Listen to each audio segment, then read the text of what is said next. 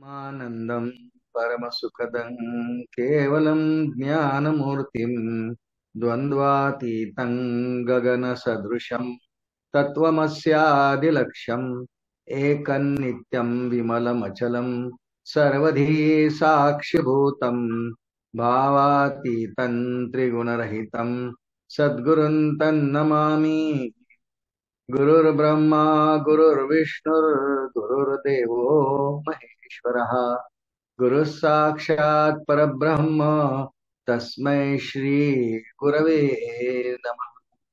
जयांचा जनी जन्मनामार्थ झाला, जयाने सदा वासनात केला, जयांच्या मुखी सर्वदा नाम कीर्ती, नमस्कार त्या ब्रह्मचैतन्य मूर्ती। कर्णाची श्रवणीच आवड असो, राहो मुखी कीर्तन, वाचे नित्य घडो तुझे स्मरण ते, हस्तई तुझे पूजन, लाभो अर्चन सौख्य दास्य तुझे, हे इच्छिते मनमन, प्रल्हादा गुरुराजया नित तुम्हा, माझे असो वंदन।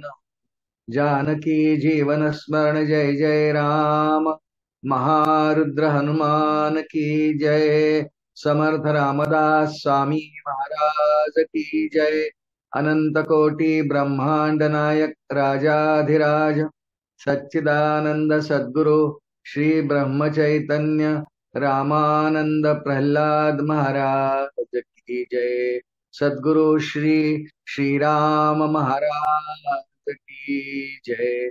जय जय रघुवीर समर्थ।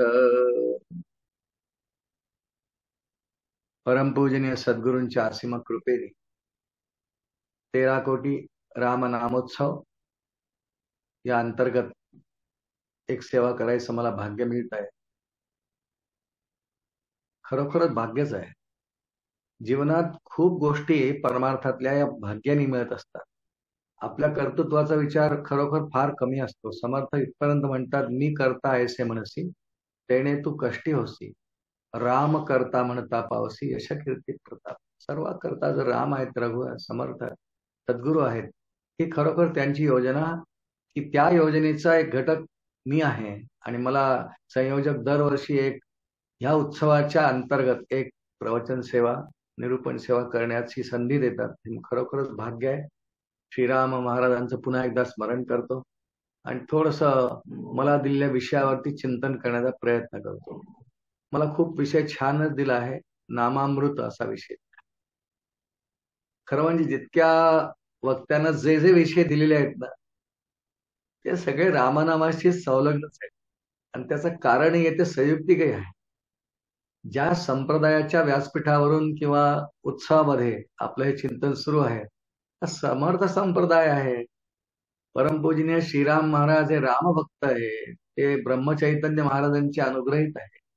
पुण्यापुऱ्या 63 वर्षाच्या आयुष्यात त्यांनी केवढी पुण्याई निर्माण करून ठेवली। ते 15 नोव्हेंबर 1954 ते 18 जानेवारी 2018, 63 वर्ष काही 2-3 महिने। संतांचं आयुष्य असं मोजायचं नसतंय। एवढ्या आयुष्यात त्यांनी साधन असं काय केलं, रामनामाचं साधन तर केलं, गायत्री पुरुष केलं, नंतर नर्मदा परिक्रमा केल्या, आणि हे सगळं अत्यंत शुचिरभूतपणे साधकावस्थेत सदाचार सांभाळून एकांतात राहून, काय चरित्र विलक्षण आहे। एका दासाचे आत्मचिंतन त्यांनीच लिहिलेलं आहे। चरित्र वाचलं 4-5 वेळा। अप्रतिम, अलौकिक। आणि एवढ्या सर्व पुण्य प्रभावानी, एवढ्या सदाचाराने, इतक्या सद्गुरूंच्या कृपेच्या अनुष्ठानाने, आणि कृपेचं अनुष्ठान ब्रह्मचैतन्य महाराजांनी बालपणी त्यांना दिलेला अनुग्रह आणि केलेली कृपा, या भांडवलावर त्यांनी केवढं साधक जीवन जगून दाखवलं। आणि साधकावस्था सिद्ध होऊन आम्ही वस्ती केली रामी, आस्था नाही ध्येयधामी, हे सिद्ध करून दिलं। समर्थांचा अभंग आहे, आम्ही वस्ती केली रामी। श्रीराम महाराज, नाव श्रीराम महाराज, काय पुण्याई निर्माण करून ठेवली हो। गावोगावी 13 कोटी रामनामाचे किती अनुष्ठान होतात आहे। नागपूर असो, अकोला असो, अमरावती असो, पुणे असो, सातारा असो, किती ठिकाणी होतात, बढवा असो. मी खरंच भाग्यवानच आहे. मला परमपूजनीय श्रीराम महाराजांचं दर्शन बऱ्याच वेळा झालं. गेल्या वर्षीच्या त्यांच्या 5व्या पुण्यतिथी उत्सवात भागवताच्या द्वारे सुद्धा त्यांची सेवा करण्याची संधी मला प्राप्त झाली. त्याच्या आधी प्रत्यक्ष महाराज देहात असताना मला बऱ्याच वेळा दर्शन त्यांचं झालंय. अमरावतीला नियमाने ते येत असत, कारण हा उत्सव परमपूजनीय महाराज देहात होते, म्हणजे स्थूल देहात होते, तेव्हापासून त्यांच्या उपस्थितीने हा उत्सव अमरावतीला सुरू झालेला. आणि अमरावतीच्या उत्सवात महाराज प्रत्यक्ष देहाने उपस्थित असायचे पूर्ण वेळ. तिथे त्यांचं दर्शन हेच परमसौख्याचं लक्षण मानायचं. आणि तिथे सुद्धा काही वेळा सेवा करायची संधी आली महाराजांच्या उपस्थितीत. पुण्याई अजूनही काम करते हो. मगाशी एक शब्द बोलला गेला, पुण्याई. संत पुण्यवंतच असतात. संत पुण्यप्रभाव त्यांचा असतो. साधनेद्वारे म्हणा किंवा लीलांद्वारे. अवतार जर त्यांना मानलं तर लीला, नाहीतर साधना काळात साधना सिद्धीला जाईपर्यंत केलेली उपासना, तपश्चर्या, सिद्धी हे सर्व इतकं अलौकिक असतं की या सर्वांचा एक प्रभाव असतो. आणि त्यांनी केलेल्या ह्या उपासनेचा प्रभाव म्हणून त्याला पुण्याई असं म्हणतात. आजही आपल्याला ज्या ठिकठिकाणी 13 कोटी रामनामाचे उत्सव आपले सुरू आहेत, त्याची सिद्धी श्रीराम महाराजच करतात. त्याची योजनाही तेच करतात, तेच आखतात, तेच प्रेरणा देतात, तेच कृपाशीर्वाद देतात आणि ते करवून घेतात. आणि ही श्रद्धा सर्व शिष्यांच्या अंतःकरणात आहे, मी जाणून आहे. कारण गेल्या वर्षी बडवाला गेले असताना मला श्रीराम महाराजांच्या परिवारातल्या अनेक भक्तांची दर्शनं झाली, संवाद झाला आणि कळलं की किती यांची उंची आहे सेवेची, किती तळमळीने, निष्ठेने तिथे राहून राहून सेवा करतात.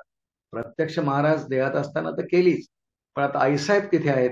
त्यांच्या आधिपत्याखाली अजूनही सर्व संप्रदायाच्या हालचाली, घडामोडी आणि अन्नदान आणि नामस्मरण हे सगळं किती सुनियोजित पद्धतीने सुरू आहे. हा सगळा परमपूजनीय श्रीराम महाराजांच्या पुण्याईचा प्रभाव आहे. संतांच्या पुण्याईचा प्रभाव कसा असतो, थोडं विज्ञानाचं उदाहरण घेऊन पाहू. आपल्याला आवरा शब्द माहिती आहे. आवरा असतो प्रत्येक शरीराभोवती, प्रत्येक सामान्य माणसाविषयी भोवती सुद्धा एक आवरा असतो. त्याला संस्कृतमध्ये किंवा मराठीमध्ये तेजो वलय म्हणतात. बघा, आपण देवदेवतांचे फोटो, सद्गुरूंचा फोटो इत्यादी पाहतो, रामकृष्ण पांडुरंग, त्या मागे असं एक सर्कल काढलं असतं पांढरं, ते तेज असतं. ते काही विनाकारण काढायचं, पेंटरच्या डोक्यात आलं म्हणून काढलं असं नसतंय. चित्र किंवा प्रतिमा काढताना ते काढावं लागतं कल्पनेने, त्याची काही किरणं काढावी लागतात, पार्किंग काढावं लागतं. पण ते प्रतिमेत तसं जरी असलं तरी प्रत्यक्ष पुण्यप्रभाव ज्यांचा असतोय, साधनेद्वारे, उपासनेद्वारे, एका सद्गुरूंच्या आज्ञेने जी साधना केली आहे त्याचा परिणाम म्हणून त्यांची एक पुण्याई तयार होते. त्याला औरा म्हणा आपण. आणि ते सर्व पुढच्या काळातल्या सर्व भक्तांना त्याचं मार्गदर्शन असतं, आशीर्वाद असतो. तुकाराम महाराजांचा अभंगाचं एक चरण आहे, जाळू नये नाव पावलेनी पार, मागील आधार बहुतांचा, एका अभंगातलं चरण. त्यांनी ती नाव, समजा एखादा समुद्र किंवा नदी तरुण पलीकडे गेला, मग त्यांनी काय नाव जाळून टाकायची का? नाही, त्यांनी जाळायचे नाही. त्यांनी उतरायचं पहिलं तीरावर, नार तशी सोडून द्यायची. जाळू नये नाव पावलेनी पार, मागील आधार बहुतांचा. पुढे दुसरा कोणी येईल, त्याला तर इकडून तिकडे जायचं असेल, नदीचा किनारा असेल तर त्याला ती नाव उपयोगात पडेल ना. हे राम नाम नौका भवसागरी तराया, अभंग आहे समर्थांचा. आणि त्यामुळे श्रीराम महाराजांनी त्यांच्या आयुष्य काळामध्ये, साधना काळामध्ये केलेल्या तपाचा, तपश्चर्येचा, निष्ठेचा, जपाचा, नर्मदा परिक्रमांचा एक पुण्य प्रभाव त्यांच्या पूर्ण व्यक्तिमत्वावर, चेहऱ्यावर पडून एक ऑरा निर्माण झाला. आणि आज त्या ऑराचा परिणाम म्हणून आपले सगळे उत्सव सफल होतात. ती आहे स्थूल देहधारी आज नाहीये. आपण त्याला सोप्या भाषेत म्हणतो देहधारी, देहात ते नाहीये, पण ते तत्वरूपाने आहेतच ना. आणि त्यांचा पूर्ण आशीर्वाद सर्व भक्तांना उपासकांना गावोगावी नेहमी प्राप्त असतो. आरा सगळ्यांचा असतो समजण्याकरता एक छोटंसं उदाहरण देतो. आता नुकताच महालक्ष्मी आणि गणपतींचा उत्सव विसर्जन झाले. पण बघा, ज्याच्या ज्याच्या घरी गणपतीचं आगमन असतंय, उत्सव असतोय किंवा महालक्ष्मी असतात, गौरी म्हणतात त्याला काही पुण्यातल्या भागांमध्ये वगैरे गौरी गणपती म्हणतात. पण ज्या ठिकाणी आपण गौरी गणपतीची स्थापना करीत असतो, 9-10 दिवस त्याची पूजा अर्चा करतो, विसर्जनानंतर 3-4 दिवस प्रत्येकाला घरातल्या भास होतो की इथे गणपती बाप्पा आहे, महालक्ष्मी आहेत अजून. का? कारण महालक्ष्मींचा आणि गणपती बाप्पांचा औरात तिथे काम करत असतो. आपल्याला आपण त्या धारणेत असतो की इथेच गणपती बाप्पा होता नाही म्हणत, आपण आहे अजूनही. त्याला औरा म्हणतात. सर्वांच्या बाबतीत असतं. एक सामान्य दृष्टांत पुन्हा देऊन पाहतो. आमच्या ओळखीतल्या एक आजी आहेत, त्या सांगतात अजूनही की मी कधी कधी मुलींकडे जाते आणि माझी एक बसायची जागा ठरलेली आहे. त्या खुर्च्यांमध्ये बसते. 2 नातवंड आहेत, जुळे आहेत, ते जवळ येतात, खेळतात. लहान होते तोपर्यंत 2-2.5 वर्षांचे. माझा तिथे 15-20 दिवस मुक्काम झाला की मी परत घरी चालली येते. नंतर मुलीचा फोन येतो, अगं आई, तू जिथे बसत होती ना, हे मुलं रोज तिथे जातात अजूनही. 8-10 दिवस तो करे. त्यांना हे जाणीव असते अजूनही की इथे आजी आहे. का अशी जाणीव असते? ही जाणीव त्यांना होते कारण ज्या ठिकाणी आजी बसत होती तिच्या मांडीवर ते बसलेत, आजीच्या हातून जेवलेत, आजीने त्यांना कुरवाळलं आहे, आजीने त्यांना तिथेच मांडीवर घेतलेलं आहे. त्यावेळी ती जागा, त्या ठिकाणी आजी जरी देहाने तिथून निघून गेली, तिच्या गावी गेली, तरी देखील त्या जागेवरती आजीचा एक औरा काम करतो. अगदी 1-1.5 वर्षाच्या मुलांना सुद्धा त्या औराची जाणीव होते का? तशी सर्व भक्तांना, संप्रदायातल्याच नाही इतरांनाही श्रीराम महाराजांच्या अस्तित्वाची आजही त्यांचं जे तेजोवलय आहे, आता औरा नाही म्हणत, त्याचा परिणाम जो आहे, त्याची परिणिती गावोगावी त्यांच्याच प्रेरणेने उत्सवांची निर्मिती आहे. 13 कोटी रामनामोत्सव होतो पूर्ण.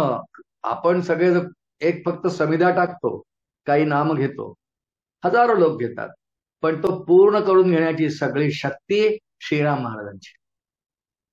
नामाची शक्ती आहे, ते नामच सांगतात, दुसरा काही करत नाही. कारण संपूर्ण उत्सवांची बैठक आधार रामदासी संप्रदाय, समर्थ रामदास स्वामी, ब्रह्मचैतन्य महाराज गोंदवलेकर, हा सगळा आधार आहे. ब्रह्मचैतन्य महाराज गोंदवलेकरांचे श्रीराम महाराज हे शिष्योत्तम आहेत आणि त्यामुळं त्यांनी रामनामाचे जागोजागी उत्सव मांडून दिलेले आहेत. ते होतात आहेत संपन्न.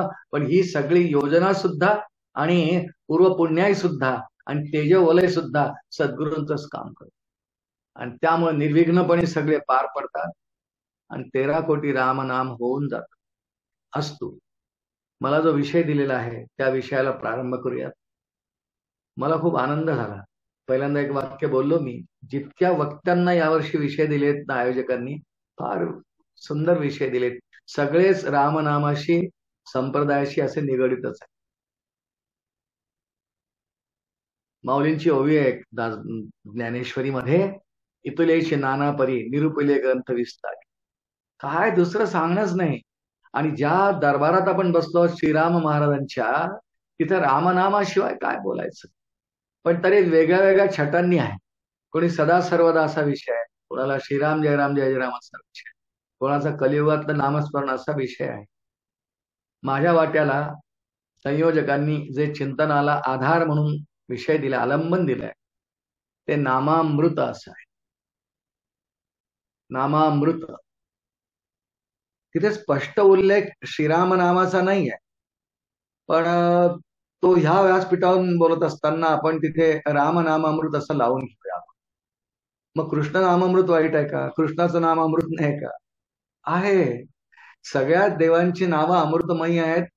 आपण त्याचा विचार करणार आहोत, नामाला अमृत का म्हटलं त्याचा विचार करणार आहोत आपण. कृष्ण असो, विठ्ठल असो, पांडुरंग असो, दत्त असो, महादेव असो, हे सगळी नाम ईश्वराची, नामाच्या सहस्रवरी किती असो. सहस्र नाम तत्तुल्यम रामनाम वरानने, रामरक्षित म्हणतात, सहस्र नाम तत्तुल्यम. पण सगळ्या नामांचा दर्जा कशासाठी सारखाच, एकच. सारखाच म्हणजे एकच. कारण कोणतंही नाम मुखात जर येत गेलं आलं तर ते सिद्धी सारखीच करणार आहे. भर्जनम भवबीजानां अर्जनम सुखसंपदाम तर्जनम यमदूतानाम राम रामेति गर्जनम राम रक्ष भर्जनम भवबीजानां. आणि त्यांनी काय होणार आहे ते सांगणारा आजचा माझा विषय आहे. नामामृत असा विषय आहे. अमृत शब्द आपला खूप परिचयाचा आहे श्रोते.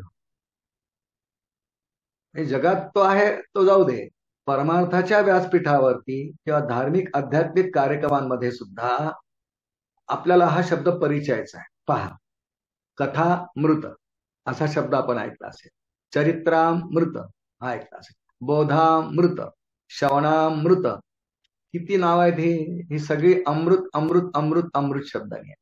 आणि प्रस्तुत आज जो विषय ज्यावर आपण काही वेळ सद्गुरूंच्या कृपेने चिंतन करण्याचा प्रयत्न करणार आहे तो नामामृत असा. त्यामुळे अमृत शब्द हा परमार्थाच्या क्षेत्रामध्ये अनेक अनेक गोष्टींना जोडला जातो. कथामृत आणि आता नामामृत. नेमका अमृत शब्दाचा अर्थ काय आधी पाहून घेऊ, मग नामामृत. कारण नामामृतामध्ये संधी आहे नाम अधिक अमृत. अमृत शब्द खरं अमृत तर देवाचं एक नाव आहे. विष्णू सहस्रनाम ज्यांना पाठ असेल किंवा ज्यांचा म्हणण्याचा परिपाठ असेल, अमृत स्थावर स्थाणु वरारोह महातपा असा श्लोक आहे 26 क्रमांकाचा. अमृत शाश्वत स्थाणु.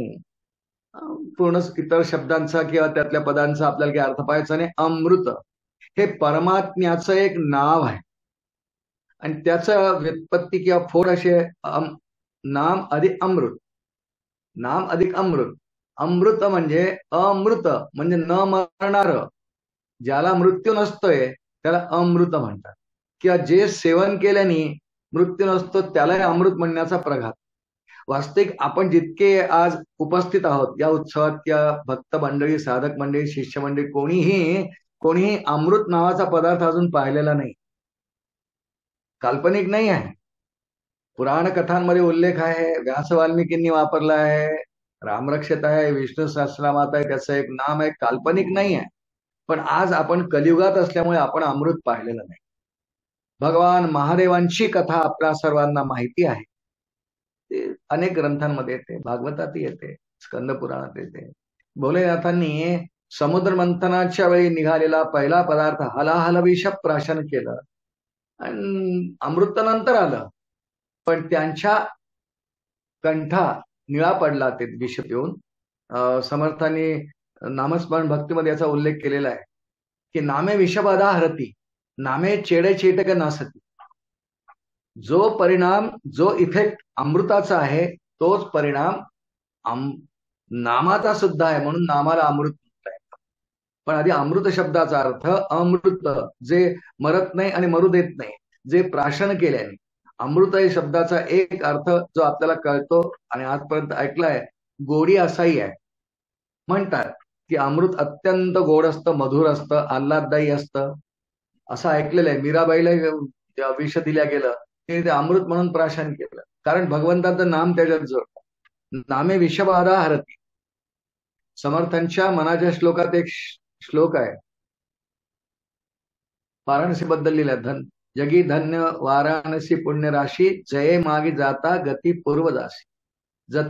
जपे राम नामावळी नित्य काळी, जीवा हित सांगे सदा चंद्रमौळी. जगी धन्य वाराणसी. तिथे वाराणसीनाथ म्हणजे महादेवांचं मोठं ठिकाण आहे, 12 ज्योतिर्लिंगांपैकी एक आहे. जपे राम नामावळी नित्य काळी. का?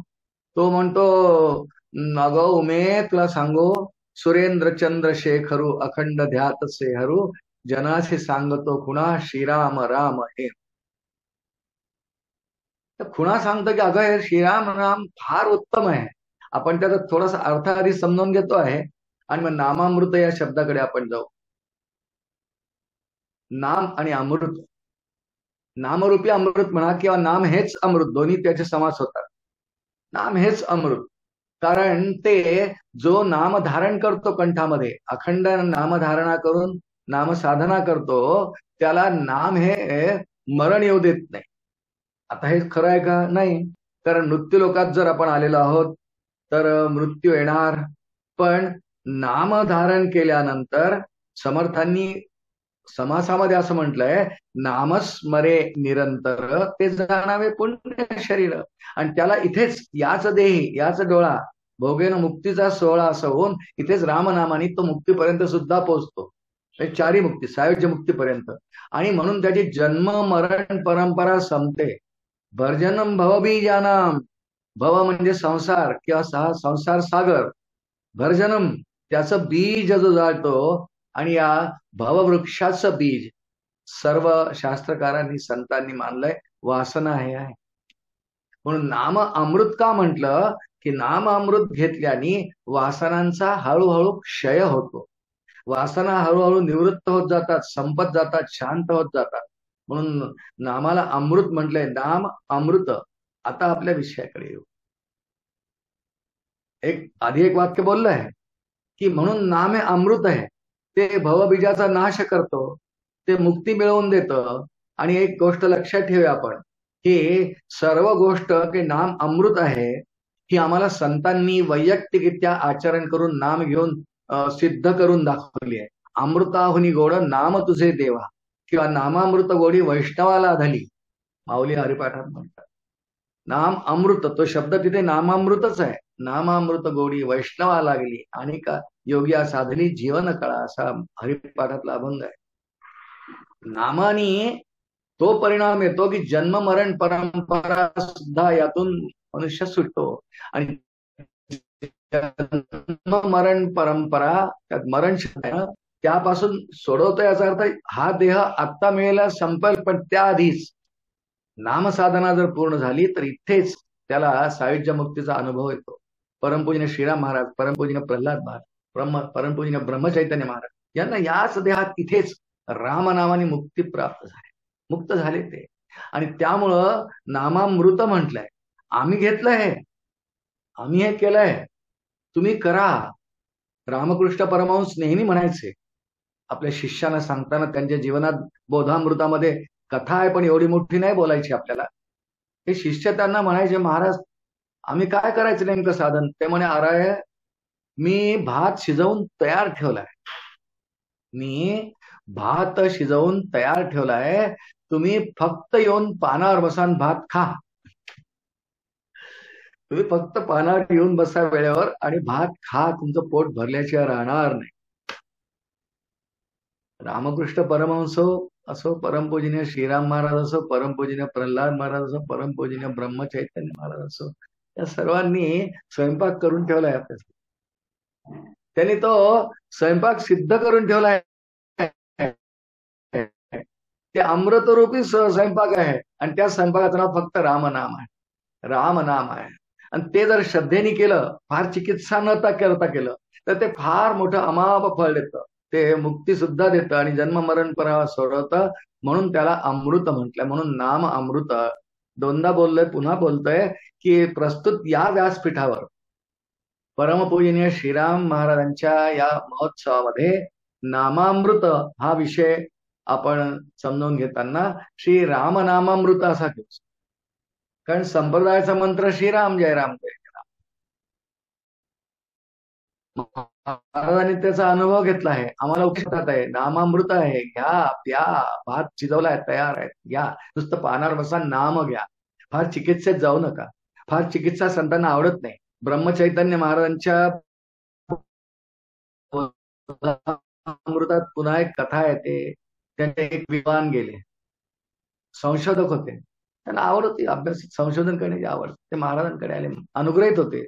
महाराज म्हणे, मी गेले 25 वर्ष झाले मी रामाच्या जीवनाविषयी संशोधन करतोय. ते जिथे इथे गेले, अयोध्येत असो, शरीर तीर असो, पंचवटी असो, दंडकारण्य असो, कुठे कुठे जिथे जिथे चित्रकूट असो, रामेश्वर असो, सगळीकडे जाऊन मी रामाचं तिथे वास्तव्य झालं की नाही शोधून काढतो. 30 वर्ष मी हे करून संशोधन करणार आहे आता मी. महाराज म्हणे, बाळ तू करतो वाईट नाही आहे, कारण तू क्रिया रामचरित्राविषयीच करतोयस. पण तुला एक सांगू का, इतका सगळा खटाटोप करण्यापेक्षा 30 नाम घेतलं असतं, तुला रामाच करे. त्यांना कळली आपली चूक. चूक म्हणल्यापेक्षा त्यांनी केलेलं काम काही वाईट नव्हतं. संशोधनात रामांच्या चरित्राविषयी त्यांनी संशोधनाला प्रारंभ केला, वाईट नाही. या जगाला संशोधक लागतात, पुष्कळ सिद्ध करावं लागतं, आणायचे, पुरावे घ्यायचे, पाहायचं, करायचं, करतात, करणारे आहेत. पण ब्रह्मचैतन्य महाराजांना फार चिकित्सक किंवा फार विद्वान अशी माणसं आवडत नसतात. त्यामुळे सगळं सोडून एकदा समजून घ्या आणि हातात माळ घ्या असा उपदेश करावा. फार चिकित्सेत फार उपयोग नसतो, ती मूळ गोष्ट आपल्याला सोडून जाते.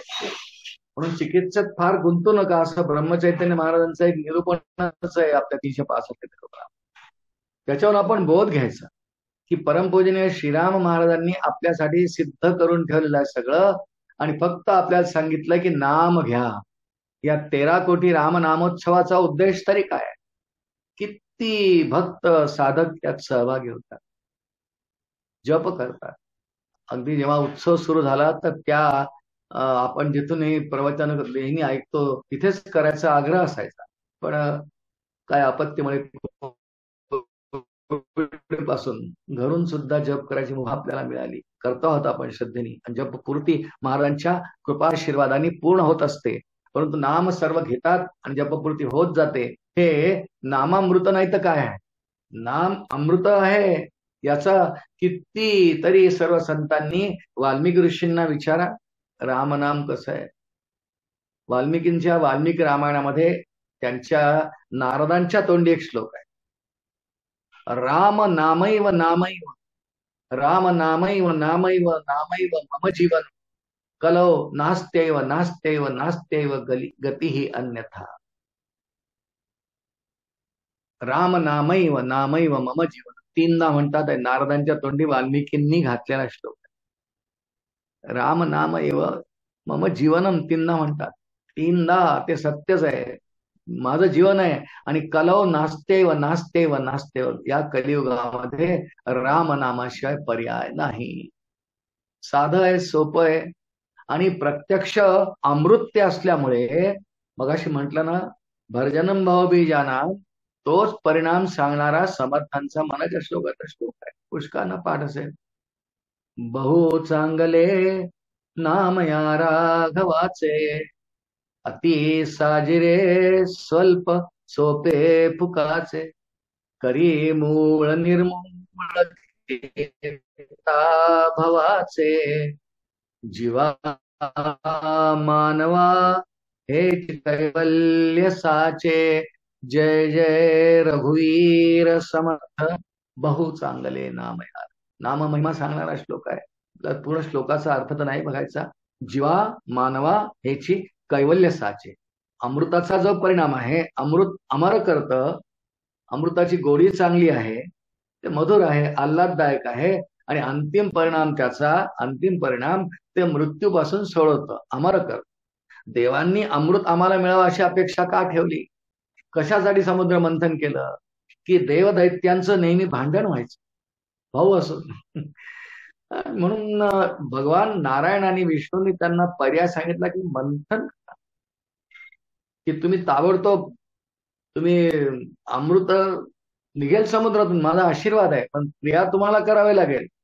क्रियताम अविलंबितम करा तुम्ही, की तुम्हाला अमृत मिळेल. का? कारण त्यांची समस्या ही होती की आमच्या भावाभावांच्या भांडणामध्ये, देवदैत्यांच्या भांडणामध्ये, युद्धामध्ये आमच्यापैकी अनेक जण निवर्ततात, प्राण देतात, जखमी होतात. हे नको, आम्हाला अमर व्हायचं आहे. देवांची आकांक्षा अमर होण्याचीच आहे. आणि खरं देवांना अमर असं नाव पण आहे. अमर म्हणजे देव असा पण संस्कृत भाषेत आहे शब्द. आणि म्हणून अमृताच्या अपेक्षेने, अमृताच्या म्हणजे आम्हाला मरण नको या अपेक्षेने देवांनी समुद्र मंथनाचा पर्याय स्वीकारला, विष्णूंनी सांगितलेला, केलं पुढे. त्यामुळे अमृत प्राशन करणारा अमर होतो अशी एक धारणा जी आपली आहे ती बरोबर आहे. आणि इथे कैवल्य शब्द आहे. जीवा मानवा, कैवल्य शब्दाचा अर्थ मोक्ष असा होतो की नामधारकाला मोक्ष सुद्धा मिळतो. ते जर निष्ठेने घेतलं तर सगळं इथे संपून जातं. आणि ज्ञानादेव तू कैवल्यम, 13 कोटी रामनाम जर सद्गुरूंच्या कृपेने आणि आशीर्वादाने पूर्ण झालं तर साधकाला अनुभव येतो की मी सुख आनंदमय झालो, मी परमात्माचा, असा अनुभव येतो. हे 13 कोटी रामनामाने होतं. समर्थांनी आशीर्वाद दिला आपल्याला. येता जाता जप करता जपसंख्या मात्र 13 कोटी होत. तयासनी भेटेने जग जेठी न लगे असनी बैसावे. त्यांचा अभंग आहे शेवटचा. ऐक सखया वचन तयास देईन दर्शन 13 कोटी मंत्रांचा जप करील जो साचा. 13 कोटी मंत्राचा जप करेल कलियुगात हा मोठा आशीर्वाद आहे. एवढा मोठा आशीर्वाद रामदास स्वामींनी आपल्यासाठी निर्माण करून ठेवला. 13 कोटी रामनाम जो पूर्ण करेल. पण असंही काही नाही, किती स्वल्प साजिरे फुकाचे, की असंही नाही की एकाच जागी बसा. रामदास स्वामी म्हणतात न लगे असं नाही बैसा. फिरता फिरता करा, फुलं वेचताना करा, हार करताना करा, स्वयंपाक करताना करा. हे अमृत आहे. हे साठवलेलं वाया हो जाणार नाही. आणि याचा इव्हिल इफेक्ट, बॅड इफेक्ट, वाईट परिणाम कधीच होणार नाही. नाम म्हणता वाया गेला असा कोणी न देखीला नाही ऐकला. नाथबाबत नाम घेता वाया गेला असा कोणीच नाही. कितीतरी उदाहरण, आपल्याला सगळे उदाहरणं नाही पाहिजे, अगदी वाल्मिकी रामायणातल्या वाल्मिकींपासून आता कलियुगातल्या कितीतरी लोकांपर्यंत नामाचा नामामृत आहे असा अनुभव अनेकांनी घेतला आहे. अक्षय आहे, अविनाशी आहे. नामही अविनाशी आहे. आणि एक लक्षात ठेवूया, नाम आणि रूप हे जरी मायेच्या प्रांतातले असले तरी नाम साक्षात परब्रह्म आहे. असा सर्व संतांचा निर्वाळ आहे. तर नाम भगवान जेव्हा जेव्हा अवतार घेतात त्या आधी रूप धारण करतात. जसं कौसल्या आणि दशरथाच्या पोटी प्रभू रामचंद्राचा जन्म झाला. वसिष्ठ मामुनी नाम ठेवलं राम. आधी रूप येतं आकाराला, रूप दिसतं, रूपाला आकारच म्हणतात. रूप म्हणजे काही सौंदर्याच्या अर्थाने रूप शब्द नसतोय तिथे, आकाराला रूप म्हणतात सर. आधी रूप म्हणजे आकार, आणि मग त्याला काहीतरी नाम. रामचंद्र, राम. कृष्णाच्या वसुदेव देवकींनी गर्गाचार्यांनी कृष्ण नाव ठेवलं. ते नाम पाठी येतं. आणि बघा, भगवंतांचा आकार म्हणजे अवतारांचा आकार, रामकृष्णादी इत्यादी जे अवतार झाले त्यांचे अवतार संपतात, पण नाम तसंच शिल्लक राहतं. आणि ते नाम त्यांच्या शिष्य जे असतात त्याचा महिमा ते वाढवतात. ते घेऊन तरुणही जातात, इतरांना करायला सांगतात. अध्यात्म रामायणामध्ये हनुमंतांचा आणि प्रभू रामचंद्रांचा एक संवाद आहे. प्रभू रामचंद्रांचा संवाद आहे. हनुमंत रामचंद्रांना म्हणतात, रामा तू तर चांगलाच आहेस रे बाबा. तू, म्हणजे त्यांचा संवाद खूप नंतरचा आहे, आधीच्या युगातली घटना असेल, की रामा तू आपल्या बरोबर अवतार समाप्ती करताना सगळ्या अयोध्येतल्या लोकांना नेला. अशी कथा वाल्मिकी रामायणामध्ये आहे की प्रभू रामचंद्र जेव्हा वैकुंठात अवतार समाप्ती करून गेले, त्यांनी आपल्यासोबत अयोध्येची सगळी जनता, प्रजा, पशु पक्षी, अगदी किडा मुंगी पासून सगळे बरोबर नेले. सगळ्यांचा उद्धार केला, म्हणजे सगळ्या अयोध्येचा उद्धार केला असं वर्ण. हनुमंताने तो दुवा धरला आणि रामांना म्हणतात, रामराया प्रभू मला एक गोष्ट नक्की वाटते, मी बोलू का? अरे हनुमंता बोल ना, तूच माझा दास आहे, सखा आहेस. आद्य रामदास आहे बर का. आद्य रामदास हनुमंत आहे आणि कलियुगातले रामदास समर्थ रामदास स्वामी आहेत जांभेच, सज्जनगड. बोल ना हनुमंत. प्रभू मला असं नक्की वाटतं. आणि त्याच्या तोंडी श्लोक घातलाय. अध्यात्म रामायण संकलन व्यासांचं आहे, व्यासांचे श्लोक आहे. श्लोक लिहिला, त्वयैका तारितायोध्या. त्वयैका म्हणजे तू एकट्याने. त्वयैका तारितायोध्या नाम्नाच भुवनत्रयम् रामन् त्वत्तोऽधिकं नाम इति मे निश्चिता मतिः. जय जय रघुवीर सम. अर्थ सोपा आहे. त्वयैका तू एकट्याने अयोध्येच्या सगळ्या प्रजेचा उद्धार केलास. प्रजेमध्ये सगळे आले, पशुपक्षी आले, मनुष्य सगळे आले, साधू संत सगळे झाले, सर्वांना घेऊनच गेले साकेत भुवनामध्ये. त्वयैका तू एकट्याने तारिता अयोध्या. पण रामन तत्तोधिकन नाम, तुझ्यापेक्षा तुझं नाम श्रेष्ठ आहे. कारण भुवनत्रयम, नामाचरत्रयम, नाम घेणारा तो काही अयोध्येतलाच हवा असायला पाहिजे असं काही नाही. हा, तो फलटणचाही चालेल, तो साखरखेड्याचाही चालेल, तो गोंदल्याचाही चालेल, अजून पृथ्वीवरचा कुठलाही चालेल. पृथ्वीवरचाच नाही, 14 भुवनांमध्ये राहणारा कोणी प्राणी राम नाम धारण करेल तर ते या पद्धतीचं अमृत आहे. रामनामामृत असं आपण म्हणतो. अशा पद्धतीचं अमृत आहे की साधकाला कैवल्य मिळवून देतं मोक्ष. म्हणजे जन्म मृत्यूची परंपरा सुटते, याला बंधन म्हणतात. बंधनातून जीव सुटतो असं आपण नेहमी म्हणतो. बंधनाचं स्वरूप आहे, बंधनाचं स्वरूप जन्म मरण परंपरा आहे. वासनेच्या संगीत जन्म घेणे लागे. आणि आपल्याला सगळं तत्वज्ञानाच्या अंगाने माहिती आहे. पुनरपि जननम पुनरपि मरणम पुनरपि जननी जठरे शयनम, ही पुनर्जन्माचा श्लोक आचार्यांनी लिहिला. आणि कशामुळे होतं? वासनेमुळे होतं. भवाचं बीजच वासना आहे. ती सगळी भवबीज परंपरा, वासनांची परंपरा जाळून टाकण्याचं सामर्थ्य रामनामात आहे. एका एका रामनामाच्या उच्चारणाबरोबर पूर्वजन्मीच्या किंवा ह्या जन्मातल्याही आत्तापर्यंत केलेल्या अनेक संस्कारांपैकी जे कर्म वासना रूपाने अंतःकरणात कारण देहात दृढ होऊन राहतात, सगळ्या वासना त्यांचं राहण्याचं ठिकाण कारण देह आहे. बघ, त्या तिथं राहिल्यानंतर त्यांचा एकेकीचा नाश हा रामनामाने हळूहळू होत जातो. उदाहरण समजून साठी सांगण्याची, समर्थांचा श्लोक घेऊ आधी आणि समजून घेऊ आपण. जयाचैनी नामे महादोष जाती, जयाचैनी नामे गती पावी, जयाचैनी नामे घडे पुण्य ठेवा, प्रभाते मनी रामचिंतित. मनाच्या श्लोक एक एक एक एक नाम एकदा जरी साधकाने म्हटलं ना, श्रीराम जय राम जय जय राम, अट फक्त एकच, श्रद्धेनी, आनंदाने, उत्साहाने, प्रेमानी. हे रामाचं सामर्थ्य आहे बरं का. नाथ भागवतात ओवी आहे, नामाची ऐशी शक्ती तेवढे पाप नाही त्रिजगती. नामापाशी ऐशी शक्ती तेवढे पाप नाही त्रिजगती. या त्रैलोक्यात सतत लोक कितीतरी पाप करत राहतात, पण नामाची एवढी शक्ती, तितके पाप नाही त्रिजगती. तेवढं पापही नाही, इतकं नामाचं मूल्य आहे. आणि आधी केलेल्या पापांचा परिहार हे रामनामाने होतं. कोणत्याही नामाने, पण आपण रामनामाविषयी बोलतो. उदाहरण समजून घेण्यासाठी बघा, लहान मुलं असतात, काही वहीमध्ये वगैरे काही पेन्सिलनी किंवा इंक पेननी म्हणा, जेल पेननी काही रेघोट्या ओढतात. आपण पेन्सिलचा दृष्टांत म्हणून समजून घेऊ. आणि त्यांना वाटतं की विनाकारण झालं, आता टीचर किंवा आई रागवेल, तर ते इरेझरनी, म्हणजे खोड रबर, आता इरेझर म्हणावं लागतं, त्यांनी ते रेषा खोडून टाकतं एक एक एक एक, हळूहळू रागवेल कोणी म्हणून. तसं पूर्वजन्मात आपण काही केली आहेत वाईट कर्म म्हणा, ती वासना रूपाने आपल्या कारण देहात आहेत, स्टोर राहतात आणि त्या आपल्याला भोगावे लागतात. ते एक एक एक एक वासनारूप कर्म हे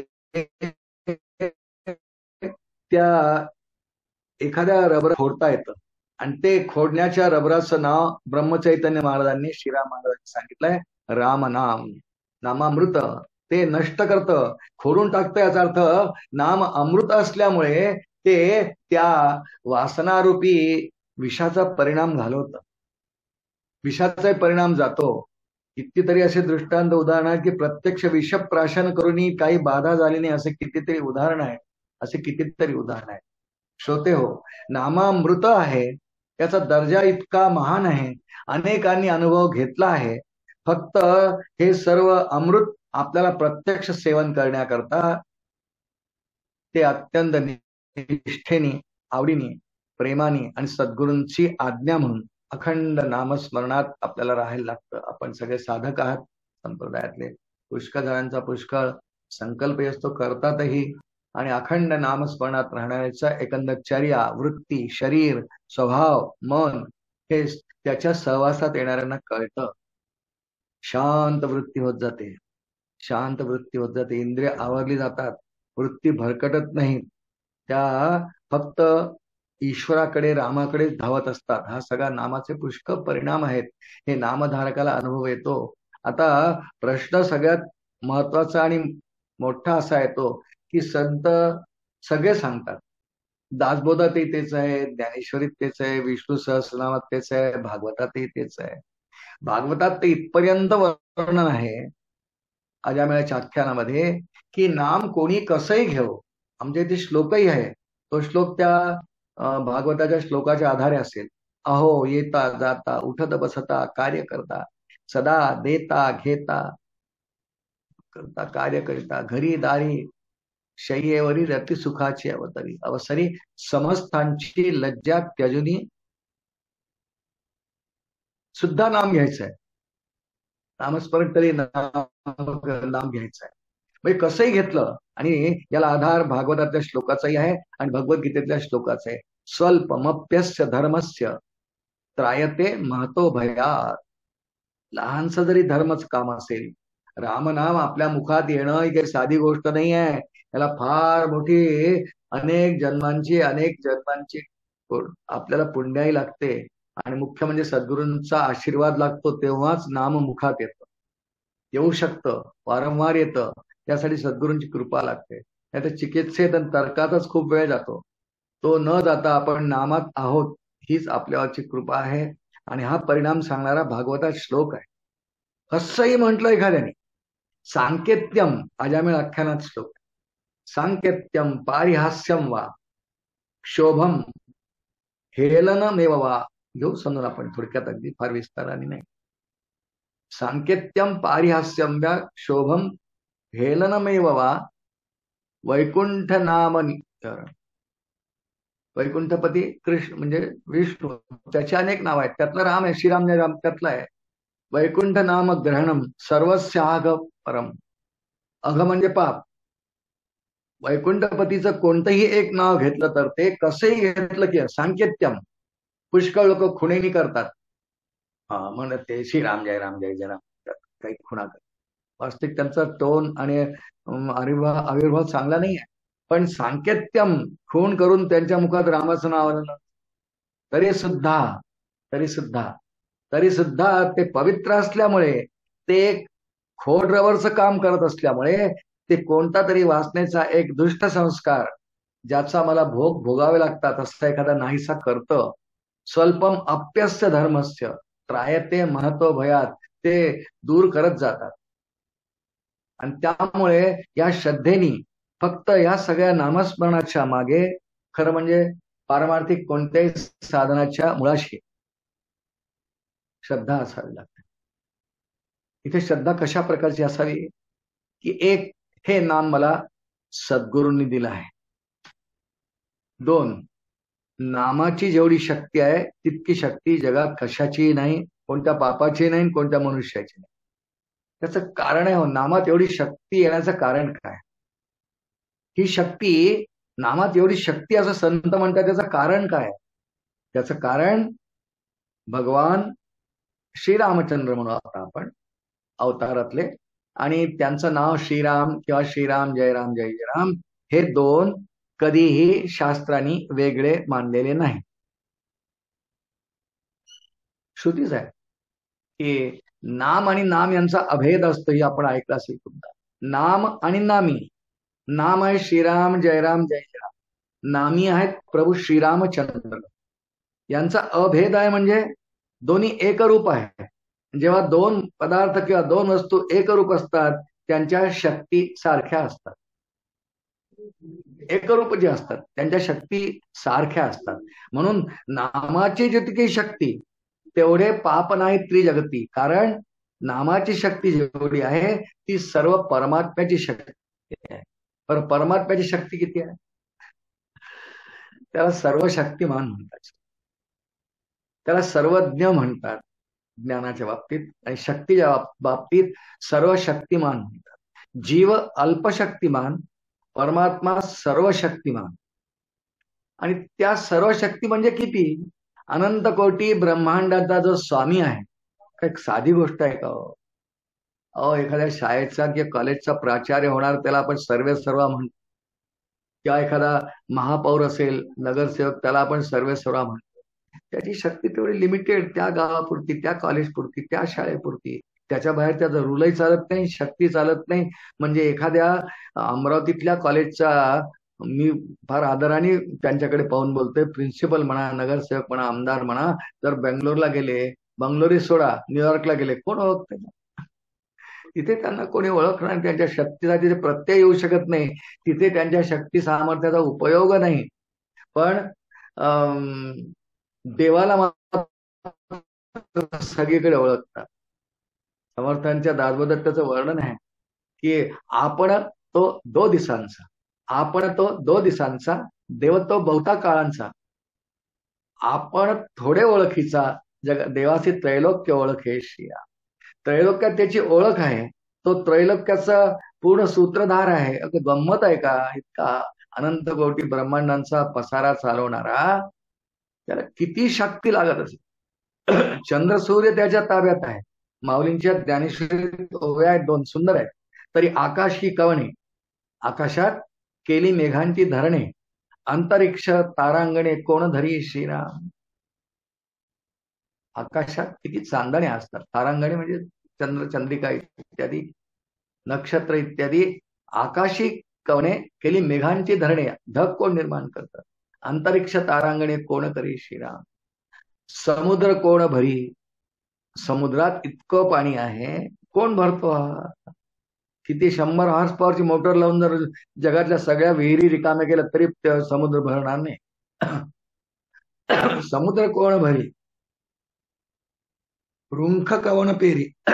पावसाळा होऊन गेला आता, किती प्रकारच्या वनस्पती जगात उगवल्या. जरा प्रवास करताना बघा, लहान लहान लहान लहान वनस्पती मोजता येतील का किती आहेत? करोडो, अब्जावधी नाही मोजता. अनंत, इन्फिनिटी.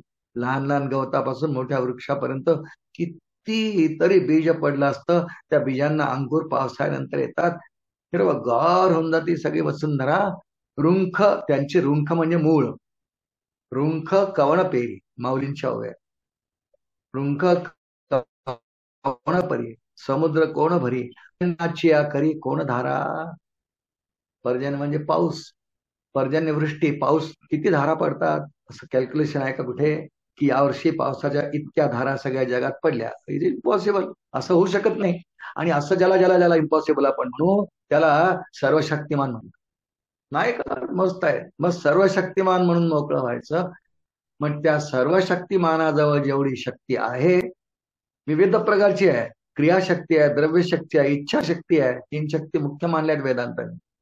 या सर्व शक्तींचा जो स्वामी, क्रियाशक्ती, द्रव्यशक्ती, इच्छाशक्तींचा स्वामी, या सगळ्या शक्ती प्राधान्याने जास्तीत जास्त ज्याच्याजवळ आहेत, समग्रतेने ज्याच्याजवळ आहेत, तेवढ्या सगळ्या शक्ती त्यांनी आपल्या नामात ठेवल्या आहेत. सगळ्या शक्ती तेवढ्या नामात ठेवल्या आहेत. आणि म्हणून नामाचा एवढा बोलबाला, म्हणून नाम हे अमृत आहे. विषय आपला नामामृत किंवा श्रीराम नामामृत असा आहे. म्हणून तेवढीच सगळी शक्ती रामनामामध्ये आहे. ही श्रद्धा ठेवायची. देवाविषयी करताना सगळ्यात पहिल्यांदा श्रद्धेचाच पाया मानलाय. परमार्थामध्ये कशाची जर प्राप्ती करून घ्यायची असेल, काही मिळवायचं असेल, काही म्हणजे यत्न नाही, पारलौकिक काही ग्रहण करायचं असेल, ज्ञान ग्रहण करायचं असेल, त्या सगळ्या ज्ञानासाठी श्रद्धेचं खूप मूल्य आहे. श्रद्धा पाहिजे. आणि श्रीमद आद्य शंकराचार्यांनी विवेक चूडामणी ग्रंथामध्ये श्रद्धेची व्याख्या केली आहे. शास्त्रस्य गुरुवाक्यस्य, शास्त्र आणि गुरुवाक्य यांच्यावरती नितांत विश्वास ठेवणं. सत्यबुद्धवधारणम, त्याच्याविषयी सत्यबुद्धी की नाही हे खरंच आहे. शास्त्रस्य गुरुवाक्यस्य सत्यबुद्धवधारणम, सा श्रद्धा कथिते यद्भिर या वस्तू उपलब्धते. श्रद्धेशिवाय परमार्थात पान हलत नसतंय. आणि खरं म्हणजे परमार्थामध्ये एखाद्या साधकाला काही कशाची प्राप्ती होते, काही परमार्थातले गुह्य तत्व मिळतात, तेव्हा ते खरं म्हणजे श्रद्धेनेच मिळतात. फळ श्रद्धा देते, क्रिया नाही देत. त्या क्रियेच्या मुळाशी असलेली श्रद्धा साधकाला फळ देत असते. म्हणून श्रद्धा इथे कशाविषयी श्रद्धा, की नाम हे अमृत आहे. नामात सगळी शक्ती सर्वशक्तिमानाने ठेवलेली आहे. त्या नामात प्रचंड शक्ती आहे. नव्हे सर्व शक्ती आहे. कुठपर्यंत आहे की जीवा मानवा कैवल्य हेच साचे. जे नरतनूचं ध्येय आहे ते मिळवून देण्यासाठी नामसाधना अत्यंत उपयोगाची आहे. ते जीवाला मरू देत नाही, याचा अर्थ त्याला अमरभाव प्राप्त करून देतात, याचा अर्थ कैवल्य मोक्ष सुद्धा प्राप्त करून देतात. म्हणून नामाला बोलताना नामामृत असं आपण बोलतोय, श्रीराम नामामृत. ही श्रद्धा ठेवायची आणि श्रद्धेच्या बैठकीवरच सर्व साधना करीत गेलं ना तर फार मोठा लवकरात लवकर. समर्थांनी जे म्हटलंय ना, बहु चांगले नामया राघवाचे अति साजिरे. साजिर का, जे इप्सित आहे ते मिळवून देणार आहे ना. काय इप्सित आहे नरदेहाचं, सर्व ग्रंथ कंठशोष करून सांगतात. आलोड्य सर्व शास्त्राणी, भागवतातला आहे, आलोड्य सर्व शास्त्राणी विचार्यच पुनः पुनः इदम एकम सुनिष्पन्नम ध्येयो नारायणो हरी. मनुष्य जीवनात आल्यानंतर खरं म्हणजे मनुष्य जीवनात कशाला, कोणत्याही जीवाचं हेच ध्येय आहे. प्रत्येक जीवाचं ध्येय हेच आहे, ध्येयो नारायणो हरी. किडा मुंगी सुद्धा असली ध्येय तेच आहे, पण आज ध्येय सिद्धीसाठी लागणारा देह त्यांच्याजवळ नाही. कारण त्या देहामध्ये अंतःकरण जरूर आहे, पण सारासार विवेक बुद्धीने आहार निद्रा भयमैथुनच इत्या 4 गोष्टी असल्यामुळे नरतनू नरदेह हा फक्त ईश्वर प्राप्तीचा, त्यासाठी कराव्या लागणाऱ्या विविध साधनांचा अधिकारी मान. आणि त्यामध्ये नामसाधना प्रधानतेने भक्तीच्या अंगाने सर्व संतांनी नामसाधनेचाच उपदेश केलेला आहे. आमच्या परमपूजने बाबा बेलसरेंच्या आर्यांपैकी पहिली आर्य आहे. नाम सदा बोलावे, गावे भावे जनाशी सांगावे, हाच सुबोध गुरूंचा, नामा परते न सत्य मानावे. 13 आर्य आहेत. या सर्व 13 आर्यांचा आपण चिंतनपूर्वक जर का स्मरण रोज करत गेलो ना तर नामसाधना स्थिर होते. आणि नामसाधना जर स्थिर झाली तर ती अमृताचं फळ आम्हाला देईल आणि अमृताचा अनुभव देईल. आणि एक गोष्ट, मला खेद शब्द वापरत नाही, पण असं नाही पाहायला जात, नामसाधनेला तीव्र चिकटून लोक राहत नाही. सद्गुरूंच्या संपर्कात आलेले, सद्गुरूंवर निष्ठा असलेले, सद्गुरूंनी आज्ञा केली म्हणून करणारे खूप उत्तम साधक आहेत. त्या सगळ्यांना मी वंदन करतो. पण सर्वसाधारण आता पहा, उदाहरण म्हणून सांगतोय, अमृताहुनी गोड नाम तुझे देवा. तिथे अमृत शब्द आहे. तुझं नाम अमृतापेक्षा गोड आहे, म्हणजे नामामृतच आहे. मी एका ठिकाणी मंदिरात गेलो होतो. एक गायक होते, मोठे गायक होते, चांगले गायक होते, मुंबईचे आले होते आमच्या अमरावतीला गोपालकृष्ण मंदिरात. छान म्हटला त्यांनी अभंग. मी त्यांना भेटलो नंतर, माझ्यापेक्षा वयाने थोडेसे लहान होते. म्हटलं खूप छान अभंग म्हटला. वाद्यवृंदही चांगला होता आपला, अभंगही खूप छान आहे. मुळात माणिक त्यांनी गायलाय छान आहे, आपण हुबेहूब तसा गायला, अभिनंदन वगैरे. म्हणलं एक प्रश्न करू का, आपल्याला राग येणार नसेल तर विचार. असाच प्रश्न ब्रह्मचैतन्य महाराज सगळ्या शिष्यांना विचार. म्हणे बोला ना. म्हणलं तुम्ही इतका छान अभंग गायलात, आळवून आळवून, अमृताहुनी गोड नाम तुझे देवा. तुम्ही किती वेळा नाम घेता दिवसभरात? नाही म्हणे, नाम घ्यायला वेळच नाही म्हणे, मी रियाजात वेळ देतो आणि आमचे व्यवसाय धंदा नोकरी हे ते, आम्हाला नाम घ्यायला वेळच नाही मिळत. पण मग काय अमृताहुनी गोड तुम्हाला लागणार आहे ना? ते का गाण्यासाठी थोडी फक्त आहे. गाणं वाईट नाही, संगीत देवाजवळच नाही तर बरोबर आहे, पण त्याचा उपदेश काय तिथे नामदेव महाराजांचा? अमृताहुनी गोड नाम तुझे देवा म्हणजे ते मुखात येऊ दे बापा. अमृताचा परिणाम जो असतो ते होण्यासाठी तेवढ्या प्रभावाने, तेवढ्या ताकदीने, तेवढ्या निष्ठेने, तेवढ्या संख्येने असं नाम करावं लागेल ना. ते थोडे ओशाळले. ब्रह्मचैतन्य महाराजांचे असे कितीतरी शिष्य यायचे. तुम्ही नाम किती घेता सांगा. त्यांना नाम घेणारा आवडायचे, विद्वान फार आवडायचे नाही. आणि मग ते त्यांना खूप युक्ती प्रयुक्तीने नामाकडे वळवायचे. युक्ती प्रयुक्तीने. आधी श्रद्धा नसायची त्यांची. आमच्या परमपूजनीय प्रल्हाद महाराजांच्या जीवनातली एक गोष्ट सांगतो. नामाचं महात्म्य, नाम अमृत आहे, नामामृत आहे. हे ते एखाद्या नवख्या माणसाला, की ज्याची श्रद्धा कमी आहे, अशा माणसाला कसं समजावून सांगायचे. एक छोटस दृष्टांतरूप गोष्ट नाही, लहानसा किस्सा आहे आणि घडलेला आहे. साखरखेडा मठात घडलेला. अनेक जण अनुग्रह घ्यायचे महाराज, पुष्कळ जण. एकाने अनुग्रह घेतलेली एक व्यक्ती एकदा पूज्य महाराजांकडे आली. महाराज म्हणे, तुम्ही अनुग्रह दिला तेव्हापासून मी राम नाम करू. हो बा, चांगला करतो. म्हणजे महाराज सगळ्यांना बाळ म्हणायचं. हो बा, चांगलं करतो, कर बरं, श्रद्धेने कर. पण महाराज एक शंका विचारू का? विचार ना म्हणे. संत अगदी साध्या सोप्या व्यावहारिक दृष्टांतांनी जी अडचण शिष्याला असेल, समस्या असेल, शंका असेल, ती पटकन निरसन करतात. आणि महाराज, तुम्ही सांगितलं होतं अनुग्रहाच्या वेळी की रोज 13 माळा जप करता. मी करतो महाराज. पण महाराज, मी दासबोधात असं म्हणजे समर्थांच्या चरित्रात असं वाचलं की त्यांनी लिहून ठेवलंय की ऐक सख्या वचन, असं ते तो अभंग आहे की 13 कोटी मंत्रांचा जर जप झाला तर मी दर्शन देईन. महाराज, खरं आहे काय? महाराज म्हणाले, हो बाळ, अगदी खरं आहे. कारण पूज्य प्रल्हाद महाराजांचा 13 कोटी जप होऊन गेलाय. त्यांच्या विवाहानंतर लगेच 5-6 वर्षात होऊन गेलाय. हो बाळ, दर्शन होतं बरं का. आणि रामदास स्वामी, बाळ खोटे कशाला लिहितील रे, त्यांनाही झालं होतं.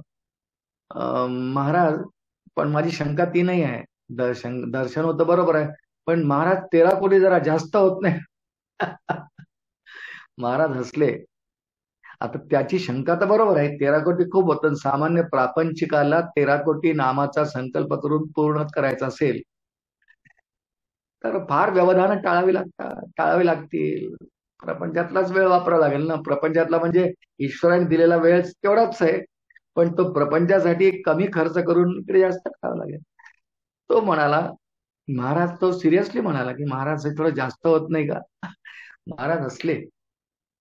बाळ, अरे हे रामदासांनी सांगितलंय, त्यांचा अनुभव तो आहे आणि खरंच राम दर्शन देतात. तू म्हणलंस की थोडं जास्त होतं. बाळ, तुला सांगू का, राम कोण आहे तुला माहिती आहे? म्हणून माहित आपण सांग ना महाराज. अरे, अनंत कोटी ब्रह्मांड नायक आहे. एका ब्रह्मांडाचा नाही, अनंत कोटी ब्रह्मांडाचा स्वामी राम आहे. मला सांग मग, इतक्या 13 कोटी अनंत कोटी ब्रह्मांडाचा स्वामी तुला दर्शन यायला तो का अगदी स्वस्तात येईल का? त्याला तेवढंच काम आहे का? 13 कोटी फार कमी सांगितले रामदास स्वामींनी म्हणे. अरे बाळ, असं बघ, आपण बाजारात जातो, जुना दृष्टांत आहे, आणि 1 रुपयाची कोथिंबीर मागतो. म्हणजे सांबार म्हणतो आमच्याकडे आपण त्याला, कोथिंबीर. तर ती भाजी विकणार जी आजीबाई असते ती म्हणते, 1 रुपयात कोथिंबीर येत नाही, 5 रुपये द्या. अरे, 1 रुपयात जर साधी कोथिंबीर येत नाही तर रामनामासाठी अनंत कोटी ब्रह्मांडाच्या स्वामीला प्राप्त करून त्याचं दर्शन करून घेण्यासाठी, त्याचं दर्शन म्हणजे काय? दर्शन म्हणजे मोक्षच. तया दर्शने स्पर्शने पुण्य जोडे. रामाचं दर्शन, सगुण साक्षात्कार हाच मोक्षातच नेईल ना. भगवंतांच्या दर्शनाने मुक्त झाला आणि आजपर्यंत असा कोणीच नाही, सर्व मुक्त होऊन जातात. त्यामुळे बाळ, रामदास स्वामींनी सांगितलेली संख्या योग्य आहे बरं, असं किंतु आणू नको. आणि नेटानी श्रद्धेनी नाम साधना करीत राहा. पुढे त्या साधकांनी, शिष्यानी महाराजांच्या आज्ञेप्रमाणे, उपदेशाप्रमाणे पुढे नेटानी नामसाधना केली. मग त्यांना दर्शन झाले की नाही असं काही चरित्रात लिहिलेलं नाही. झाला असं नक्की साक्षात्कार, काय ना काही 13 कोटी रामनामानी वाया जाईल असं कधीही होऊ नाही शकत. सत्य ही सर्व संत मंडळी आपल्या अनुभवांनी, साधनेतल्या केलेल्या तपानी, तपश्चर्येने, ते सुद्धा काय प्रपंचात नव्हते, परंतु तरी देखील त्यातल्या त्यात नाही 24 वेळ काढून अहो येता जाता उठत बसता नामातच रंगून जायचे. नामात रंगुनिया व्यवहारी सर्व भोग सेवा, हाच सुबोध गुरूंचा, नामा परते न सत्य मानावे. हा उपदेश आहे ना ब्रह्मचैतन्य महाराजांच्या आरेचा. नामात रंगुनिया, आणि नामामृताचा अनुभव घ्यायचा असेल तर नामात रंगून, याचा अर्थ रंगुनी, याचा अर्थ नामात रंगलेला माणूस हळूहळू प्रपंच सोडून जात नाही, पण प्रपंचात आसक्त होत. प्रपंचातली कर्तव्य, कार्य, जबाबदाऱ्या ही तेवढ्याच जबाबदारीने करेल, ताकदीने करेल. कर्तव्यान इतिमे पार्थ निश्चय मतमुत्तम. कर्तव्य करायचंच आहे, पण त्या कर्तव्यानंतर तिथे गुंतून न राहतात तेवढा सगळा वेळ साधने कर्तव्याचा.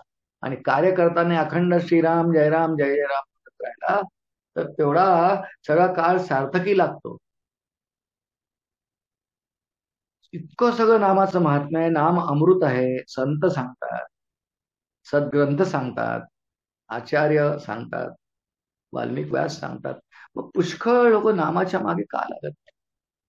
ते फक्त लौकिकाच्याच मागे का लागतात? याचा अर्थ त्यांचं पूर्व प्रारब्धाचे रेटे किंवा त्यांच्याजवळ असलेल्या रजोगुणाचे आणि तमोगुणाचे खूप परिणाम शेष असतात, ते कार्य करतात आणि म्हणून त्यांची वृत्ती नामस्मरणाकडे होत नाही आणि ते प्रपंचामध्येच गुंतून गुंतून राहतात. आणि त्यात गुंतून राहिल्यामुळे त्यांना नामाचा अमृत या दृष्टीने अनुभव येत नाही. अगदी अजिबात ते नाम घेत नाही असं नाही. नवीन नवीन परमार्थ थोडंफार नाम घेतात, पण थोड्या फोड्याने होणार नाही. माऊली म्हणतात, तरी वहिला झडझडून निघ, तरी वहिला झडझडून निघ, माझी भक्तीची वाटे लाग, तेणे पावेसी अव्यंग, निजरूप माझे किंवा निजधाम माझे पाठवे, निजधाम माझे तू येऊन कर. तरी वहिला झडझडून निघ, करत नाही.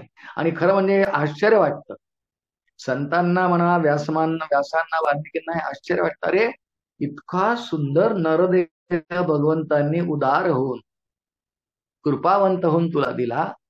या नरदेहाची साधने सच्चिदानंद पदवी घेणे एवढा अधिकार नारायणे कृपावलोकनी दिधला, पण तू हे काय करतोयस?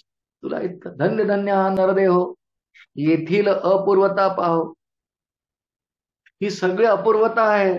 जो जो की जे परमार्थ लाहो तो तो पावे सिद्धी ते श्रीराम.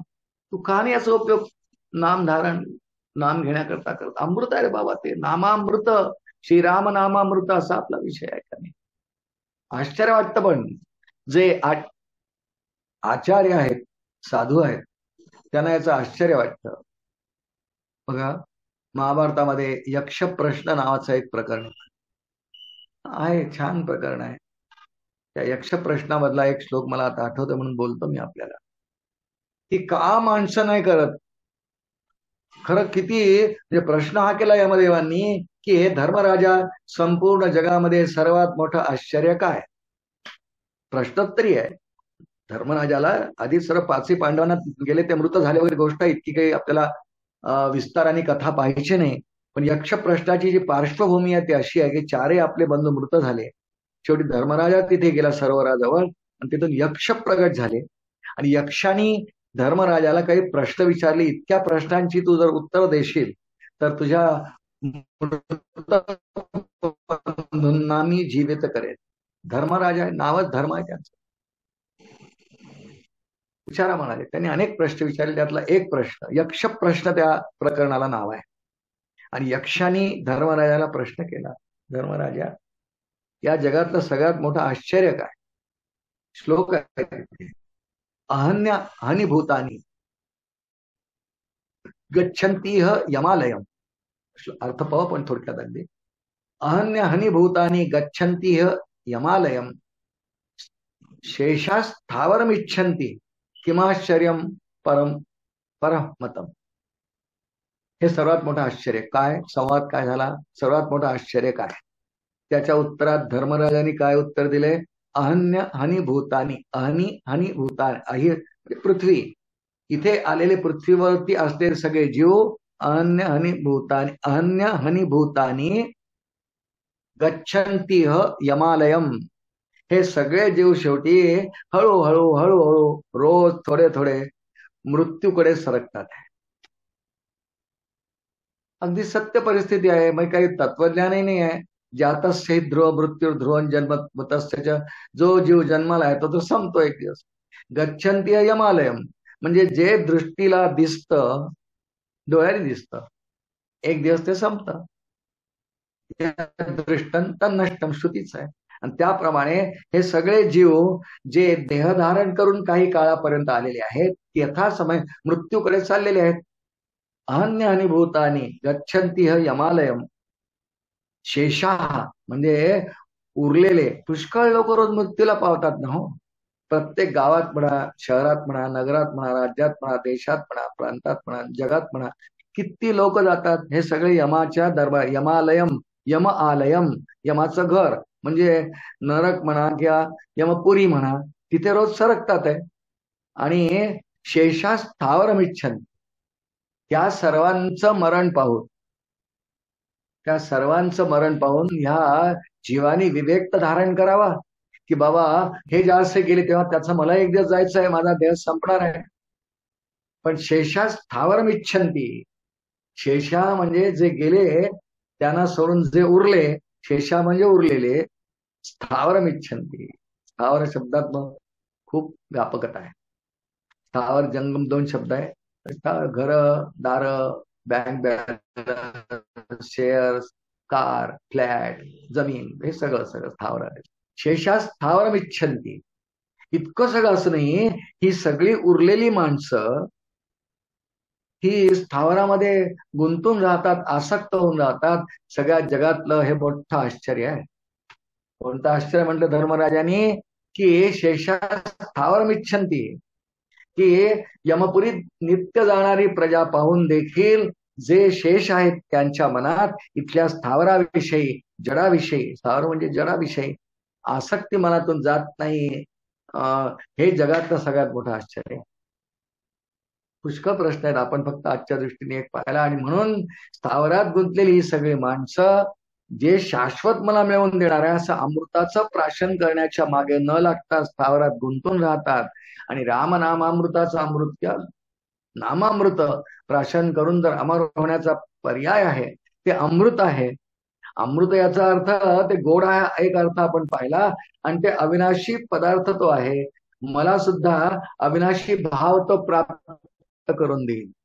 माझ्या देहाला नाही, देहाला कधीही अविनाशित्व नसतंय. देह संपतोच. अविनाशित्व जीवाला आहे, कारण जीव ब्रह्मैव नापरहा. जीव ब्रह्मरूप आहेच. फक्त तो जीव ज्या वासनेप्रमाणे जो जीव देह धारण करतो तो देह संपत जातो. पण एक देह संपल्यानंतर पुन्हा दुसरा देह मनुष्याचाच मिळेल असं कुठेही स्पष्टीकरण नाही, कोणत्या शास्त्राची मान्यता नाही की नरदेहापाठी मला नरदेहच मिळेल आणि मग धन्य धन्य हा नरदेव हो येथील, ते नाही सांगतायत. की कोणता तरी देह वासनांप्रमाणे पुढच्या मला मिळेल आणि एकेका वासनेपोटी कितीतरी देह घ्यावे लागतात. किती वेळा तरी, किती वेळा जन्मा यावे, किती वेळा व्हावे फजित तुकोबांचा. आणि एका योनी प्रति कोटी कोटी फेरे होती असं म्हटलं. आपल्या आपल्या वासनांप्रमाणे ज्याच्या त्याच्या आपल्या ज्याच्या त्याच्या वासनांप्रमाणे वासनेच्या संगे जन्म घेडे लागेप्रमाणे त्या मिळत जातात. आणि मग ही संधी निघून गेली रामनामामृत प्राशन करण्याची, की पुन्हा कधी येईल नाही करता येतो. रामनामामृत प्राशन करण्याचा अधिकार नरतनूत आहे. कारण इतर 84 लक्ष योनीमधल्या कोणाला वाणीच नाही आहे ना. स्थूल वाणी आपल्यासारखी दिली नाही. आणि त्या स्थूल वाणी बरोबर त्याला लागणार सारासार विचार बुद्धी करायला लागलेलं इंद्रिय, सारासार विवेक बुद्धी दिलेली नाही. की काय केल्याने मी मुंगी किंवा पाल किंवा कुत्रा या योनीतून मुक्त होईल, त्यांना तो विचार करायचाच नाही आहे. करू शकत नाही. करायचा नाही म्हणजे करू शकत नाही. कारण अन्य ते सगळ्या भोग योनी आहे. मनुष्य देह ही कर्तृत्व योनी, कर्म योनी. कारण इथे भगवंतांनी प्रत्येक नरतानुधारू जीवाला एक क्रियमान स्वातंत्र्य नावाचं स्वातंत्र्य दिलं. त्याचा उपयोग करून, विचार करून की मला काय करायचंय, मी काय केलं पाहिजे जेणेकरून मी अमृतत्वाला पोचेल. अमृतत्व अनुषु त्यागेन एके अमृतत्वम अनुषु अशी श्रुती आहे. काहीतरी मला त्याग करावा लागेल. आणि त्याग कशाचा करावा? त्याग निरूपण समर्थांच्या आत्मारामातही आहे, दासबोधात आहे. कशाचा त्याग करावा? अनावश्यक गोष्टींचा, पदार्थाचा संसारातल्या हळूहळू त्याग करत जा. ज्याच्या आता गरज नाही, वयाप्रमाणे आवश्यकता बदलतात. पण जेव्हा त्याच्या संपल्या त्यातून मन काढून घ्यावं. आणि काढून घेणं, मन ज्याला आपण म्हणतो ना, मन काढून घेणं, याला त्याग म्हणतात. हा त्याग आपण जर करत गेलो, शनै शनै रूपरमे बुद्ध्या धृती गृहीतया, भगवद्गीता सांगते. शनै शनै हळूहळू होणारी प्रक्रिया आहे. पण कसंही करून निदान या मनुष्य देहात आल्यानंतर मला नामामृत गोडी चाखून, नामाचा जो परिणाम आहे, नामरूपी अमृताचा जो परिणाम आहे, कैवल्य मिळवून देणारा, तो सद्गुरूंच्या कृपेने प्राप्त करून घ्यायचा आहे. असा या नाम साधनेचा एक आपल्याला अर्थ लावता येतो, लावावा, अनुकूल अर्थ लावावा. आणि आपलं परमभाग्य आहे की आपण सगळे सद्गुरू परंपरेत आहात. परमपूजनीय सद्गुरू श्री श्रीराम महाराज यांचा आशीर्वाद प्राप्त आहे, त्यांचा अनुग्रह प्राप्त आहे. मग अशी म्हणजे म्हणालो मी आपल्याला, रामकृष्ण म्हणायचे की अरे तुम्ही बसा फक्त ताटावर, भात तर मी शिजवले आहे, तुमचं पोट भरेल असा भात आहे, पण तर जेवावं तर साधकाला लागेल. सद्गुरू किंवा संत जीवाला तिथपर्यंत आणतात. तुमचा आपला ज्याचा त्याचा जप ज्याला त्यालाच करावा लागेल. नाम गोड आहे, ते सुरुवातीला एकाएकी गोड वाटणार नाही. बळेची करावे साधन असं म्हणतो.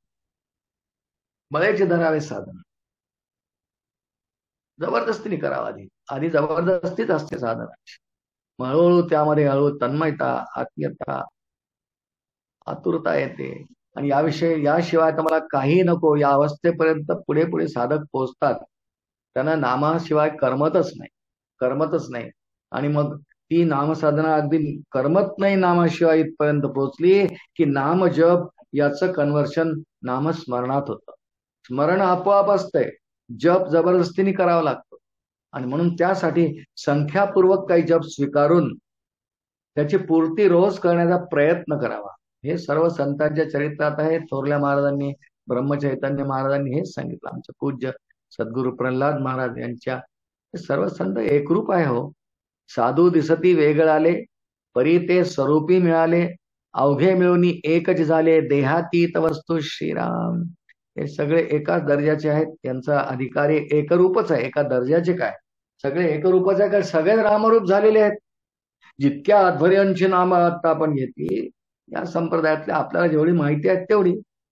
दत्त संप्रदायातले वेगळे, त्यांना भगवान दत्तात्रय. अहो राम, दत्त, विठ्ठल, कृष्ण वेगळे आहेत का? सगळे एकरूप आहेत. नामाच्या सहस्रवरी माऊली आहे. कारण पण नामसाधना मात्र सर्व संप्रदायात सारखीच सांग. ती नामसाधना करण्याचा आपल्याला आज्ञा, आशीर्वाद, उपदेश परमपूजनीय सद्गुरू श्री श्रीराम महाराज यांनी वारंवार वारंवार केला आहे. आणि अगदी प्रस्तावनेत बोलताना मी जे वाक्य बोललो काही, की गावोगावी 13 कोटी राम नावाची सिद्धी अनेक वर्षापासून जी होती आहे, सर्व सद्गुरूंची पुण्याई काम करते हो. काय पुण्यवान आत्मा, ईश्वरच तो, ईश्वरच गुरु साक्षात परब्रह्म, तस्मै श्री गुरवे नमः असं आपण म्हणतो का नाही. आणि त्यामुळे ईश्वराचा संकल्प, आपल्याला असं वाटतंय की इथे आपण संकल्पाचा नारळ ठेवला, त्यांच्या आशीर्वादाने ठेवला, अहंकाराने आपण कोणी म्हणत नाही. पण एक गोष्ट लक्षात ठेवायची आपण नेहमी, की मूळ संकल्प हा हरिसंकल्प किंवा सद्गुरु संकल्पच असतो. 13 कोटी रामनाम आम्ही या 9 दिवसात करूयात. आपण आपसात बोलतोय, असं सर्वांना आवाहनही करतो, तसे मेसेज टाकतो, कार्यसिद्धी करता सर्व तयारी करतो. पण सर्वांचं मुळात अधिष्ठान सद्गुरु श्रीराम महाराज, तेच कार्य पूर्ण करून घ्यायला समर्थही आहेत. त्यांच्या प्रेरणे उपदेशाने असल्यामुळे. आणि म्हणून इतक्या वर्षांचा अनुभव प्रत्येक गावच्या मंडळाला म्हणा किंवा व्यवस्थापनाला म्हणा, संयोजकांना आहे की 13 कोटी रामनाम तर पूर्ण होतच, पण त्यातून नवीन परिणिती अशी होते की अनेक सद्भक्तांना, साधकांना मी वैयक्तिकरित्या सुद्धा नाम खूप घेतलं पाहिजे. कारण ते गोड आहे. कशासारखं गोड आहे? अमृतापेक्षा गोड आहे. अमृतच आहे नाम, हे अमृतच आहे. पुन्हा समोरापाची काही वाक्य म्हणतोय, नाम आणि नामी एक आहेत. राम आणि त्याचं नाम म्हणजे श्रीरामचंद्र आणि श्रीराम जयराम जय जयराम, हे दोन्ही एकरूप आहेत. मंत्र आणि राम. मला सद्गुरूंची आज्ञा आहे, मंत्रसिद्धी केलेला आहे. तारक मंत्र म्हणतात त्याला, 13 अक्षरांचा तारक मंत्र. मी तो घेतला पाहिजे. जसा जसा वेळ प्रपंचातून मला मोकळीक होईल, जबाबदाऱ्या संपल्यानंतर मी जास्तीत जास्त रामनामामध्ये रममाण व्हायला पाहिजे. असाही पुष्कळांना या उत्सवांच्या निमित्ताने, थोरल्या महाराजांचं 15 सप्टेंबरच्या एका प्रवचनात त्यांनी उल्लेख केलेला आहे. सर्व 365 ही जी संकलन आहे ते फार चिंतनीय, मननीय आहे. रोज आपण वाचतच असाल, वाचतो आपण. त्यांनी लिहिलेलं आहे की नामाच्या बदल्यात ह्यातलं काही मागणं, म्हणजे संसारातलं मागणं, हे तर खूपच मूर्खपणा आहे. हे तर कामधेनूच्या बदल्यात गाढव मागण्यासारखं असं त्यांनी म्हटलंय 15 सप्टेंबर. कामधेनूच्या बदल्यात आम्हाला गाढव द्या असं म्हणण्यासारखं आहे. आम्हाला कामधेनू मिळवायची आहे. आम्हाला नाम आमचं अमृत आहे. कामधेनू आणि अमृत यांचा सारखा परिणाम सांगितलाय समर्थांच्या सद्गुरु स्तवन समासामध्ये. दोन्ही उपमा सद्गुरूंना दिल्या आहेत, पण सद्गुरूंच्या पुढे दोनही उपमा फिक्क्या पडतात असंही सांगितलेलं आहे. पण नाम हे सर्वश्रेष्ठ साधन, विशेषतः कलियुगात. राम नामैव नामैव नामैव मम जीवन, असं जे वाल्मिकी ऋषी म्हणतात. त्याच्यावर श्रद्धा आपली सगळ्यांची आहेच, ती अजून वृद्धिंगत व्हावी. आपण सर्वांनी आपल्यासह मी पण नाम साधनेत मग्न व्हावं. नाम हे साक्षात भगवंताशी ऐक्यात नेणार आहे, ऐकरूपही आहे.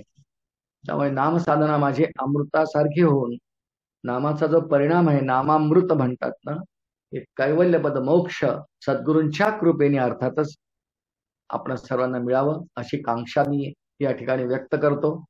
आणि मला निरूपण चिंतनाची संधी दिल्याबद्दल आयोजकांचे धन्यवाद देतो. श्रीराम महाराजांच्या चरणी नतमस्तक होतो. वाणीला ह्या प्रवचनापुरता पूर्ण विराम देतो.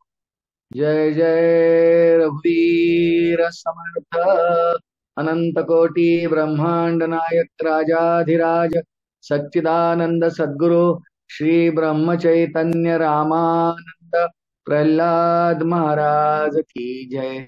जय जय रघुवीर समर्थ.